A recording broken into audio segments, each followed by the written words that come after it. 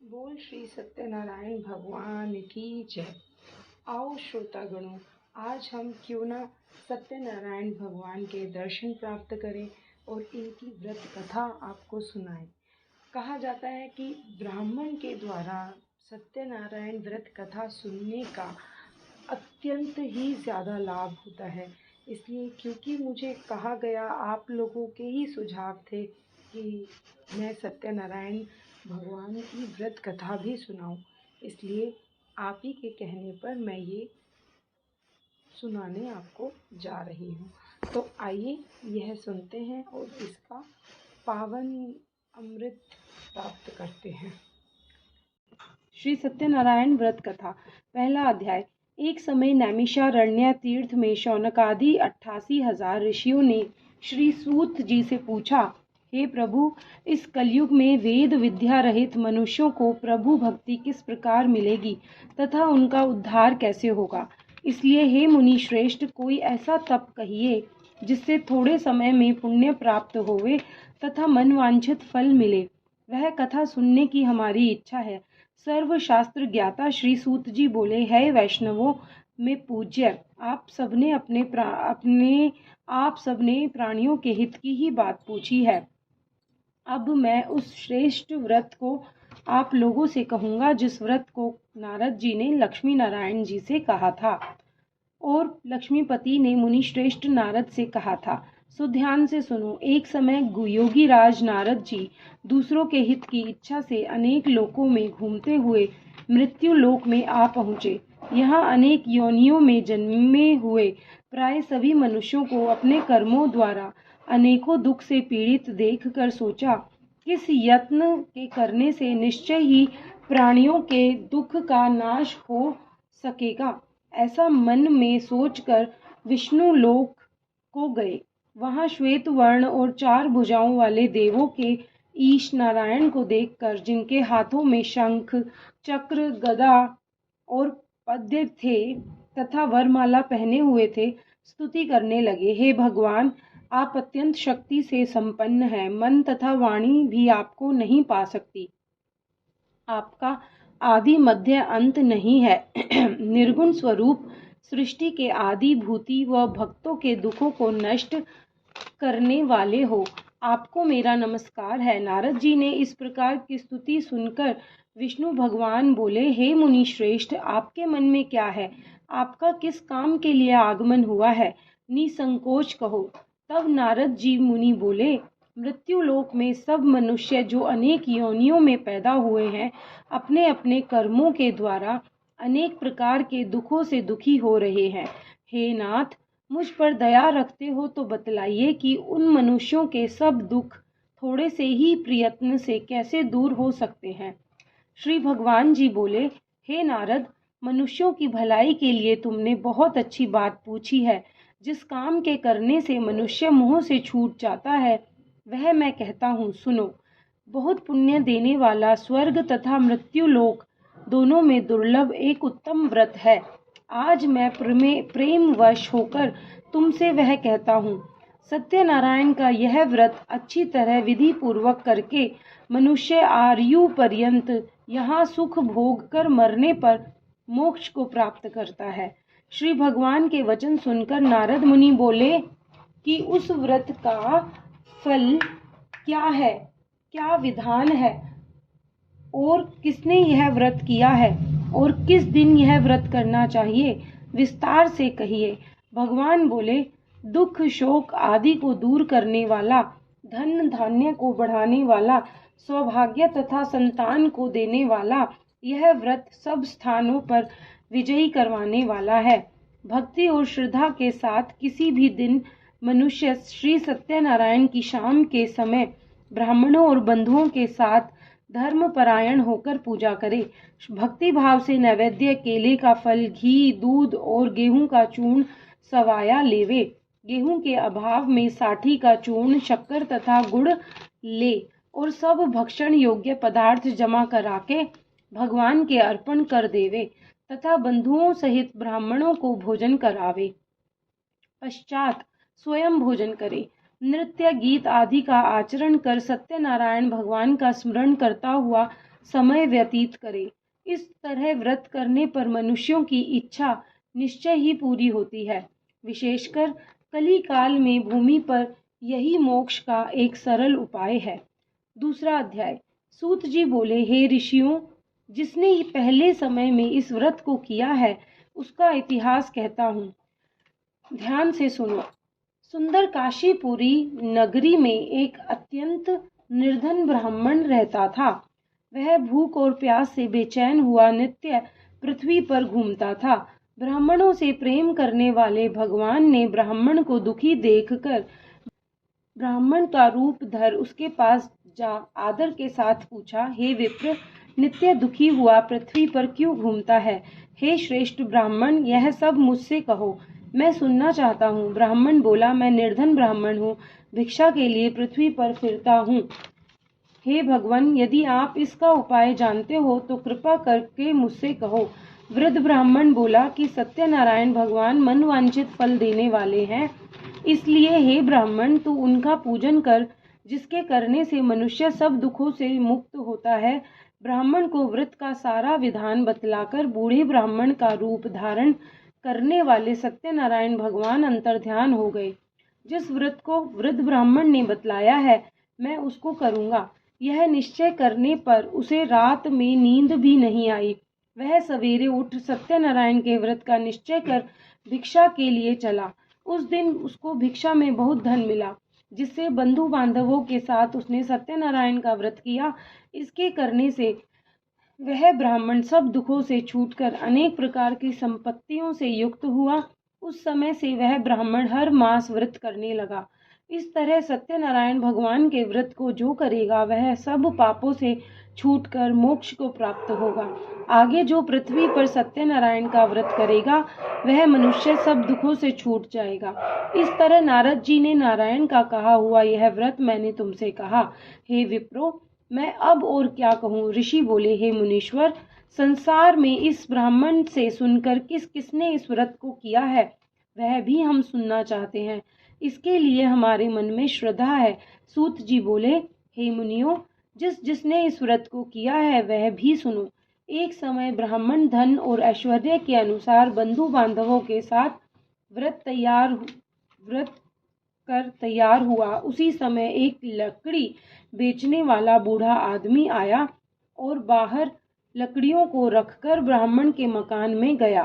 प्यास से दुखी लकड़हारा उनको व्रत करते देखकर ब्राह्मण को नमस्कार कर कहने लगा कि आप यह क्या कर रहे हैं और इसके करने से क्या फल मिलता है? कृपया करके मुझसे कहो। ब्राह्मण ने कहा, सब मनोकामनाओं को पूरा करने वाला यह सत्यनारायण भगवान का व्रत है। इसकी ही कृपा से मेरे यहाँ धन धान्य आदि की वृद्धि हुई है। ब्राह्मण ने इस व्रत के बारे में जानकर बहुत उत्सुकता जताई और प्रसन्न हुआ। चरणामृत ले और प्रसाद खाने के बाद अपने घर को गया।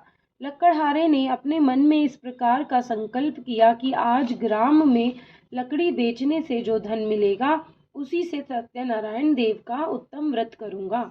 यह मन में विचार कर वह बूढ़ा आदमी लकड़ियां सिर पर रखकर जिस नगर में धनवान लोग रहते थे वह ऐसे सुंदर नगर में गया। उस रोज वहां पर उसे उन लकड़ियों का दाम पहले दिनों से चौगुना मिला।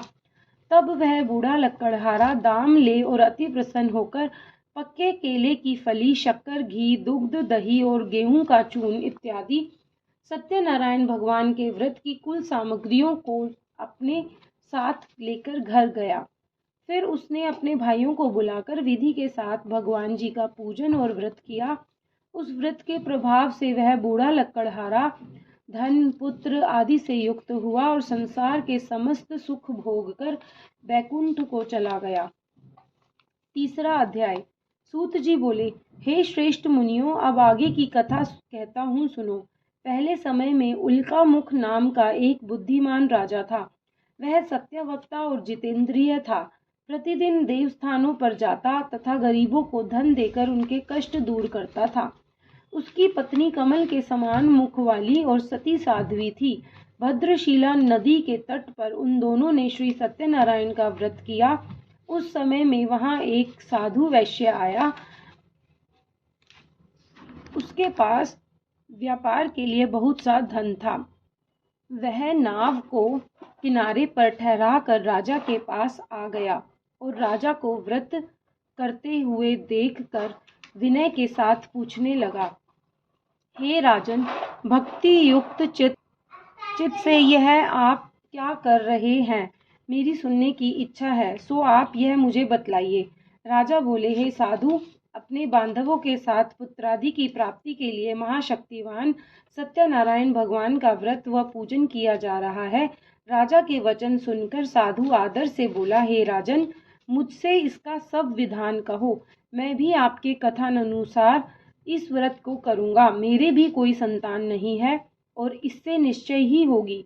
राजा ने सब विधान सुन व्यापार से निवृत्त हो वह आनंद के साथ घर गया। साधु ने अपनी स्त्री से संतान देने वाले इस उत्तम व्रत का समाचार सुनाया और कहा कि जब मेरे संतान होगी तब मैं इस व्रत को करूंगा। साधु ने ऐसे वचन अपनी स्त्री लीलावती से कहे। एक दिन उसकी स्त्री लीलावती पति के साथ आनंदित हो सांसारिक धर्म में प्रवृत्त होकर सत्यनारायण भगवान की कृपा से गर्भवती हो गई तथा 10वें महीने में उसके एक सुंदर कन्या का जन्म हुआ। दिनों दिन वह इस तरह बढ़ने लगी जैसे शुक्ल पक्ष का चंद्रमा बढ़ता है। कन्या का नाम कलावती रखा गया।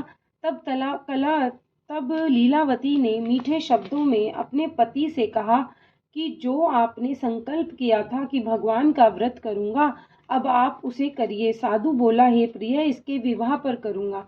इस प्रकार अपनी पत्नी को आश्वासन दे वह नगर को गया। कलावती पितृगृह में वृद्धि को प्राप्त हो गई। साधु ने जब नगर में सखियों के साथ अपनी पुत्री को देखा तो तुरंत दूत बुलाकर कहा कि पुत्री के वास्ते कोई सुयोग्य वर देखकर लाओ। साधु की आज्ञा पाकर दूत कंचन नगर पहुंचा और वहां पर बड़ी खोज और देखभाल कर लड़की के लिए सुयोग्य वणिक पुत्र को ले आया। उस सुयोग्य लड़के को देखकर साधु ने अपने बंधु बांधवों सहित प्रसन्नचित्त अपनी पुत्री का विवाह उसके साथ कर दिया। किंतु दुर्भाग्य से विवाह के समय भी उस व्रत को करना भूल गया। तब श्री भगवान क्रोधित हो गए और श्राप दिया कि तुम्हें दारुण दुख प्राप्त होगा। अपने कार्य में कुशल साधु बनिया जमाता सहित समुद्र के समीप स्थित रत्नपुर नगर में गया और वहां दोनों ससुर जमाई चंद्रकेतु राजा के उस नगर में व्यापार करने लगे। एक रोज भगवान सत्यनारायण की माया से प्रेरित कोई चोर राजा का धन चुराकर भागा जा रहा था, किंतु राजा के दूतों को आता देखकर चोर ने घबराकर भागते हुए राजा के धन को वहीं चुपचाप रख दिया जहां वो ससुर और जमाई ठहरे हुए थे। जब दूतों ने उस साधु वैश्य के पास राजा के धन को रखा देखा तो वे दोनों को बांधकर ले गए और प्रसन्नता से दौड़ते हुए राजा के समीप जाकर बोले, यह 2 चोर हम पकड़ कर लाए हैं, देख कर आज्ञा दें। तब राजा की आज्ञा से उनको कठोर कारावास में डाल दिया गया और उनका सब धन छीन लिया गया। सत्यनारायण भगवान के श्राप द्वारा उनकी पत्नी भी घर पर बहुत दुखी हुई और घर पर जो धन रखा था चोर चुरा कर ले गए। शारीरिक व मानसिक पीड़ा तथा भूख प्यास से अति दुखित हो अन्न की चिंता में कलावती एक ब्राह्मण के घर गई। वहां उसने सत्यनारायण भगवान का व्रत होते देखा, फिर कथा सुनी तथा प्रसाद ग्रहण कर रात को घर आई।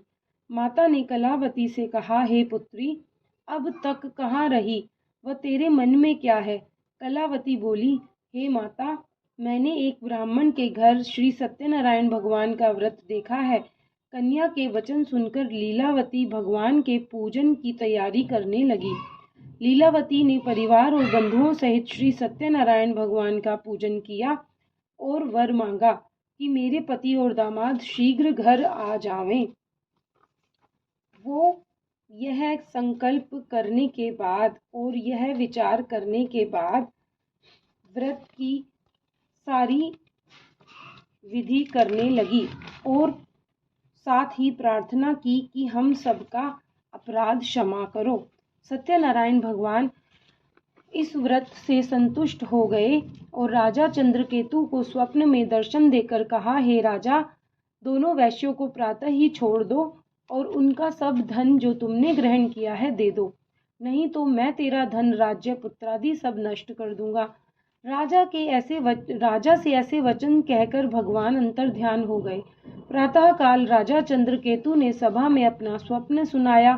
फिर दोनों वणिक पुत्रों को कैद से मुक्त कर सभा में बुलाया। दोनों ने आते ही राजा को नमस्कार किया।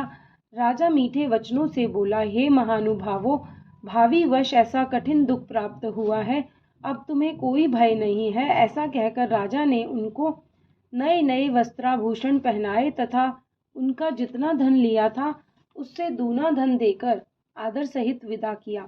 दोनों वैश्य अपने घर की ओर चल दिए। चौथा अध्याय। सूत जी बोले, वैश्य ने मंगलाचार करके यात्रा आरंभ की और अपने नगर को चला। उनके थोड़ी दूर निकलने पर दंडी वेशधारी सत्यनारायण ने उनसे पूछा, हे साधु, तेरी नाव में क्या है? अभिमानी वणिक हंसता हुआ बोला, हे दंडी, आप क्यों पूछते हो? क्या धन लेने की इच्छा है? मेरी नाव में तो बेल और पत्ते भरे हुए हैं। वैश्य का कठोर वचन सुनकर भगवान ने कहा, तुम्हारा वचन सत्य हो। दंडी ऐसा कहकर वहां से दूर चले गए और कुछ दूर जाकर समुद्र के किनारे बैठ गए। दंडी के जाने पर वैश्य ने नित्य क्रिया करने के बाद नाव को ऊंची उठी देखकर अचंभा किया और नाव में बेल पत्ते आदि देखकर मूर्छित हो गया और जमीन पर गिर गया। फिर मूर्छा खुलने पर अत्यंत शोक प्रकट करने लगा। तब उसका दामाद बोला कि आप शोक न करें, यह दंडी का श्राप है, अतः उनकी शरण में चलना चाहिए, तभी हमारी मनोकामना पूरी होगी। दामाद के वचन सुन वह दंडी के पास पहुंचा और अत्यंत भक्ति भाव से नमस्कार करके बोला, मैंने जो आपसे असत्य वचन कहे थे उनको क्षमा करो। ऐसा कहकर महान शोकातुर हो रोने लगा। तब दंडी भगवान बोला, हे वणिक पुत्र, मेरी आज्ञा से बार बार तुम्हें दुख प्राप्त हुआ है, तू मेरी पूजा से विमुख हुआ है। साधु बोला, हे भगवान, आपकी माया से मोहित ब्रह्मा आदि भी आपके रूप को नहीं जानते, तब मैं अज्ञानी कैसे जान सकता हूँ? आप प्रसन्न होइए, मैं सामर्थ्य के अनुसार आपकी पूजा करूँगा। मेरी रक्षा करो और पहले के समान नौका में धन भर दो। उसके भक्ति युक्त वचन सुनकर भगवान प्रसन्न हो उसकी इच्छा अनुसार वर देकर अंतर्ध्यान हो गए। तब उन्होंने नाव पर आकर देखा कि नाव धन से परिपूर्ण है। फिर वह भगवान सत्यनारायण का पूजन कर साथियों सहित अपने नगर को चला। अब अपने नगर के निकट पहुंचा तब दूत को घर भेजा। दूत ने साधु के घर जा उसकी स्त्री को नमस्कार कर कहा कि साधु अपने दामाद सहित इस नगर के समीप आ गए हैं। ऐसा वचन सुन साधु की स्त्री ने बड़े हर्ष के साथ सत्यदेव का पूजन कर पुत्री से कहा, मैं अपने पति के दर्शन को जाती हूँ, तू कार्य पूर्ण कर शीघ्र आना। माता के ऐसे वचन सुनकर कलावती प्रसाद छोड़कर पति के पास गई। प्रसाद की अवज्ञा के कारण सत्यदेव ने रुष्ट हो उसके पति को नाव सहित पानी में डुबो दिया। कलावती अपने पति को न देखकर रोती हुई जमीन पर गिर गई। इस तरह नौका को डूबा हुआ तथा कन्या को रोता देख साधु दुखित हो बोला, हे प्रभु, मुझसे या मेरे परिवार से जो भूल हुई है उसे क्षमा करो। उसके दीन वचन सुनकर सत्यदेव प्रसन्न हो गए और आकाशवाणी हुई, हे साधु, तेरी कन्या मेरे प्रसाद को छोड़कर आई है, इसलिए इसका पति अदृश्य हुआ है। यदि वह घर जाकर प्रसाद खाकर लौटे तो इसे पति अवश्य मिलेगा। ऐसी आकाशवाणी सुनकर कलावती ने घर पहुंचकर प्रसाद खाया, फिर आकर पति के दर्शन किए। तत्पश्चात साधु ने बंधु बांधवों सहित सत्यदेव का विधि पूर्वक पूजन किया। उस दिन से वह पूर्णिमा को सत्यनारायण का पूजन करने लगा। फिर इस लोक का सुख भोग कर अंत में स्वर्ग लोक गया। 5वां अध्याय। सूत जी बोले, हे ऋषियों, मैं और भी कथा कहता हूँ, सुनो। प्रजापालन में लीन तुंगध्वज नाम का एक राजा था। उसने भी भगवान का प्रसाद त्याग कर बहुत दुख पाया। एक समय वन में जाकर वन्य पशुओं को मारकर बड़ के पेड़ के नीचे आया। वहां उसने ग्वालों को भक्ति भाव से बांधवों सहित सत्यनारायण जी का पूजन करते देखा। राजा देखकर भी अभिमानवश वहां नहीं गया और न ही नमस्कार किया। जब ग्वालों ने भगवान का प्रसाद उसके सामने रखा तो वह प्रसाद को त्याग कर अपनी सुंदर नगरी को चला। वहीं उसने अपना सब कुछ नष्ट पाया, तो वह जान गया कि यह सब भगवान ने किया है। तब वह विश्वास कर ग्वालों के समीप गया और विधि पूर्वक पूजन कर प्रसाद खाया, तो सत्यदेव की कृपा से पहले जैसा था वैसा ही हो गया। फिर दीर्घ काल तक सुख भोग कर मरने पर स्वर्ग लोक को गया।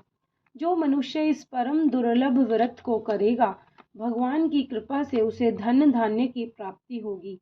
निर्धन धनी और बंदी बंधन से मुक्त होकर निर्भय हो जाता है। संतानहीनों को संतान प्राप्ति होती है तथा सब मनोरथ पूर्ण होकर अंत में बैकुंठ धाम को जाता है। जिन्होंने पहले इस व्रत को किया, अब उनके दूसरे जन्म की कथा कहता हूँ। वृत शतानंद ब्राह्मण ने सुदामा का जन्म लेकर मोक्ष को पाया। उल्का मुख नाम का राजा दशरथ होकर बैकुंठ को प्राप्त हुआ। साधु नाम के वैश्य ने मोरध्वज बनकर अपने पुत्र को ओर से चीर कर मोक्ष को प्राप्त किया। महाराज तुंगध्वज ने स्वयं भू होकर भगवान में भक्ति युक्त कर्म कर मोक्ष को प्राप्त किया। बोलो जय श्री सत्यनारायण भगवान की जय। आरती श्री सत्यनारायण जी की। जय लक्ष्मी रमणा, श्री जय लक्ष्मी रमणा, सत्यनारायण स्वामी, सत्यनारायण स्वामी, जन पातक हरणा। ओम जय श्री लक्ष्मी रमणा। रतन जड़ित सिंहासन, अद्भुत छवि राजे, प्रभु अद्भुत छवि राजे। नारद करत निरंतर, नारद करत निरंतर, घंटा ध्वनि बाजे। ओम जय श्री लक्ष्मी रमणा। प्रकट भये कली कारण, द्विज को दर्श दियो, प्रभु द्विज को दर्श दियो। बूढ़ो ब्राह्मण बन के, बूढ़ो ब्राह्मण बन के, कंचन महल कियो।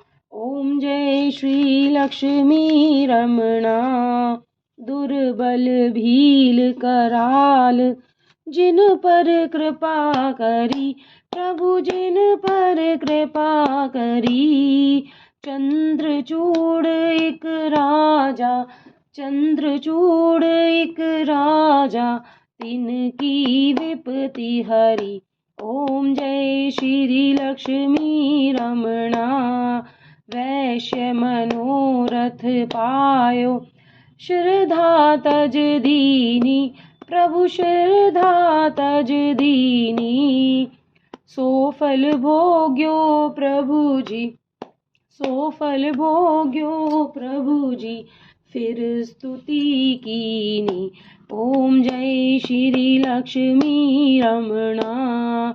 भाव भक्ति के कारण छिन छिन रूप धर्यो, प्रभु छिन छिन रूप धर्यो।